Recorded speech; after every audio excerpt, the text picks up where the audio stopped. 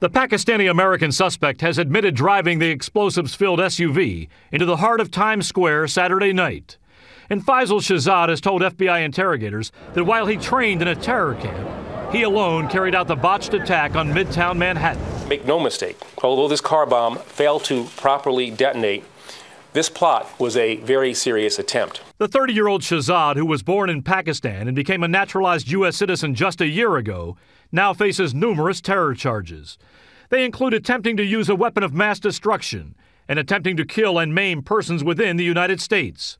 Court documents unsealed today show investigators have collected considerable evidence linking Shahzad to the attempted bombing. Police discovered a key left behind in the smoking SUV that opens the door to Shahzad's Connecticut residence. Investigators found a prepaid cell phone used to call a fireworks store. He also received calls on that phone from Pakistan. And the woman who sold the SUV positively identified Shahzad as the buyer. Officials say Shahzad is talking and cooperating, providing useful intelligence both before and after being read his Miranda rights. We want to know as much as we can about his background, where he's gone, what he's done, and so all of those things are being explored. Shahzad's arrest just before midnight last night was high drama. He had boarded this Emirates jetliner for a flight to Dubai. The jet's door had already closed when federal agents determined Shahzad was on the flight. The door was reopened and he was arrested. But then the FBI grew concerned about two other people on the plane, but not before the plane had backed away from the gate. Air traffic controllers ordered it to return. Yeah, I have a message for you to go back to the gate immediately. Those two people were briefly detained and later released. Shahzad's arrest ended a frantic scramble that had begun hours earlier.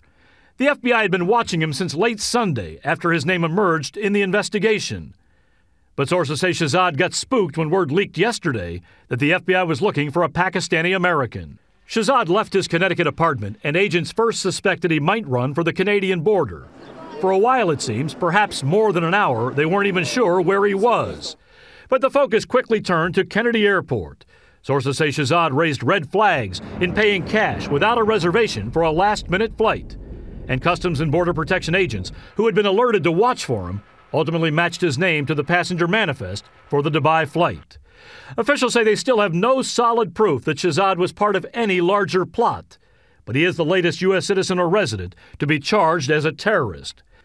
In just the last 8 months, Denver airport shuttle driver Najibullah Zazi has confessed to plotting to bomb New York subways. Chicago and David Headley confessed to scouting targets later hit in the Mumbai, India massacre. An accused Fort Hood gunman Major Nadal Hassan had repeated contacts with an al-Qaeda cleric in the months leading up to the shooting.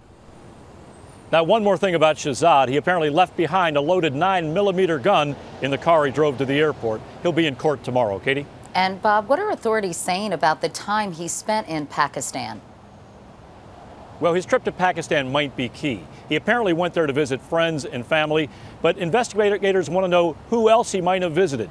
Did he link up with any known terrorist operatives? And right now, Katie, they just don't know. All right. Bob Orr in Washington tonight. Bob, thanks very much.